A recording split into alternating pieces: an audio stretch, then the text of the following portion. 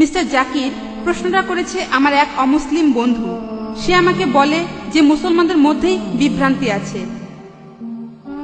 মুসলমানরা নিজেরাই এক অন্যকে প্রশ্ন করে যে আপনি কি ওয়াহাবি নাকি আপনি একজন সুন্নি। তার মতে মুসলমানরাই বিভ্রান্তির মধ্যে রয়েছে। এখন এই ব্যাপারে আপনি কি বলবেন? এ ব্যাপারে আমরা মুসলমানরা কি বলতে পারি? বোন, আপনি বললেন যে এক অমুসলিম বোন প্রশ্ন করেছেন যে মুসলমানদের নিজেদের মধ্যে বিভ্রান্তি আছে যে আপনি কি ওয়াহাবি নাকি হান্নাফি নাকি মাশরাফি নাকি মালিকি, তাহলে মুসলমানরা বিভ্রান্তির মধ্যে আছে। এর উত্তরটা কি? আমি অমুসলিম এই বোনের সাথে একমত। দুর্ভাগ্যজনকভাবে মুসলমানরা এখন অনেক ভাগে বিভক্ত। তবে আমি যখন হিন্দুদের বেদ পড়তে বলছি তখন মুসলমানদেরও কোরআন পড়তে বলছি।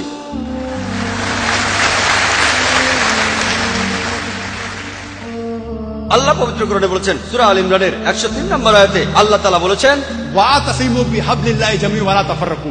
আল্লাহর রজ্জু শক্ত করে ধরো আর বিচ্ছিন্ন হয়ো না। আমরা আল্লাহর রশি ধরবো, আর সেই রশি হলো পবিত্র কোরআন আর সহিহ হাদিস। আল্লাহ কোরআনে বলছেন, সূরা আল আনামের 159 নম্বর আয়াতে উল্লেখ আছে, যারা দিন সম্বন্ধে নানা মতে সৃষ্টি করেছে, হে রাসূল, তাদের দায়িত্ব তোমার নয়। ইসলাম ধর্মে বিভিন্ন দল আর মত তৈরি করা এটা নিষিদ্ধ, এটা হারাম। কিন্তু যদি মুসলমানদের বলি আপনি কি, কেউ বলে আমি হানাফি, কেউ বলে মাশরাফি, কেউ বলে হামলি, কেউ বলে ওয়াহাবি। নবীজি কি ছিলেন? তিনি কি হানাফি? তিনি কি মাশরাফি? তিনি কি হামলি? তিনি কি মালিকি? তিনি কি ছিলেন? তিনি মুসলিম ছিলেন। পবিত্র কোরআনে সূরা আল ইমরানের 52 নম্বর আয়াতে উল্লেখ করা আছে, ঈসা আলাইহিস সালাম, যীশু খ্রিস্ট, তিনি মুসলমান ছিলেন। পবিত্র কোরআনে সূরা আল ইমরানের 67 নম্বর আয়াতে উল্লেখ আছে যে ইব্রাহিম আলাইহিস সালাম, তিনিও মুসলিম ছিলেন। পবিত্র কোরআনে সূরা ফুসিলাতে 33 নম্বর আয়াতে উল্লেখ করা আছে, ওয়ামান আহসানু ক্বালাম মিম্মান দাআ ইলাল্লাহি ওয়া আমিলা সালিহান ক্বালা ইন্নানি মিনাল মুসলিমিন। সেই ব্যক্তির চেয়ে কে উত্তম যে মানুষকে আহ্বান করে আল্লাহর পথে, সৎকর্ম করে আর বলে আমি মুসলমান। আমাদের নবী মুহাম্মদ সাল্লাল্লাহু আলাইহি ওয়াসাল্লাম মুসলমান ছিলেন। আল্লাহই বলেছেন আমরা হব মুসলমান। মুসলমানের চেয়ে ভালো কোনো বিশেষণ নেই।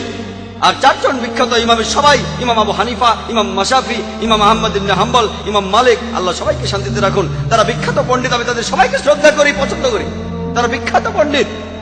আর এই পণ্ডিতদের সবাই বলেছেন, এই চারজন ইমাম বলেছেন, যদি আমার কোনো ফতোয়া আল্লাহ ও রাসূলের বিরুদ্ধে যায় তাহলে তোমরা আমার ফতোয়াকে ছুঁড়ে ফেলে দাও।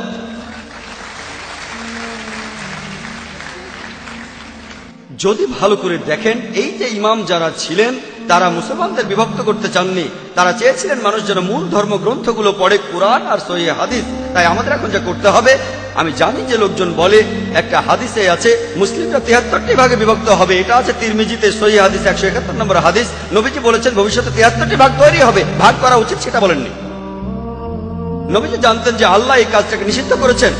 তাহলে যেটা করতে পারেন, আল্লাহ আর রাসূলকে মানেন, আর নিজেদের আপনারা যে নামে ডাকতে পারেন সেটা হলো মুসলমান। যে কোনো পণ্ডিত, পৃথিবীর যে কোনো পণ্ডিত, ধরলাম তিনি পৃথিবীর সবচেয়ে বড় পণ্ডিত, তার কাছে প্রমাণ দেখতে চান, কুল হাতু বুরহানাকুম, আপনার প্রমাণটা দেখান। যদি সত্যি বলে থাকেন, আপনি নির্দোষ হলে তার প্রমাণ দেখান। তাহলে যদি কোনো পণ্ডিতের সাথে মতভেদ হয়, তার কাছে প্রমাণ দেখতে চান, প্রমাণটা নিয়ে পরীক্ষা করুন। এই জন্য আমি রেফারেন্স দেই। আমি যা বলি, জাকির যা বলে, ইসলামে তার কোনো মূল্য নেই, জিরো, শূন্য। সেজন্যই বলি, জাকির বলেনি, আল্লাহ বলেছেন কুল হুয়াল্লাহু আহাদ, বলো তিনি আল্লাহ এক, অদ্বিতীয়। আমি জাকির বললে ইসলামে এটা মূল্যহীন, শূন্য। আল্লাহ যা কিছু বলেছেন সেটা মানতে হবে, নবীজি বললে সেটাও মানতে হবে। সেজন্য বোন, মুসলিমদের বিভক্ত হওয়া উচিত না, আমাদের শুধু মুসলিমই বলা উচিত। আর কোরআন আর সহিহ হাদিস আমরা মেনে চলবো। যারা বিভিন্ন মতের সৃষ্টি করে তারা ইসলামের বিরুদ্ধে।